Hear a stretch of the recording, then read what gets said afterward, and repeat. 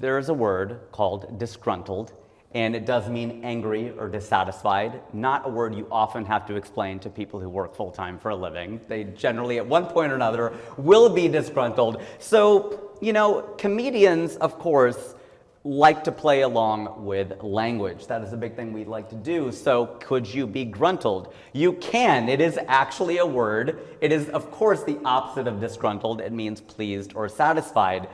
And isn't that our ultimate objective? Now, I want to be a little bit careful here, because when a man approached Buddha and said, I want happiness, apparently the Buddha said, that is your problem. You cannot start with I want.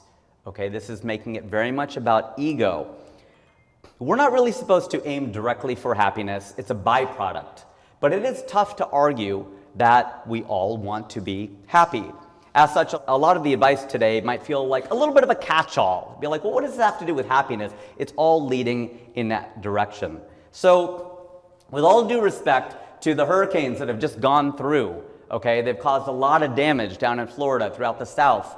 And I like to think of hurricanes, though, as an analogy for what I'm offering today, because I think of pain and pleasure the same way that they report wind speed, right? They'll sometimes say that we have sustained wind of 50 miles an hour with gusts up to 80 miles an hour. I think pain and pleasure are very, very similar to that a lot of the time. Stephen King, the author, has a book called On Writing. And if you want to learn a lot about writing, it is great.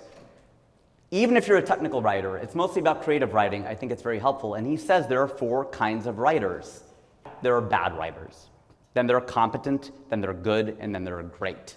He said, I cannot help bad writers. There's nothing I can do for you because you're bad. And the great ones don't need any training because they're already great. He's like, my promise is I can take you from competent to good. So similarly, I feel like I can take you from a sustained 5 to a sustained 7 on the happiness chart.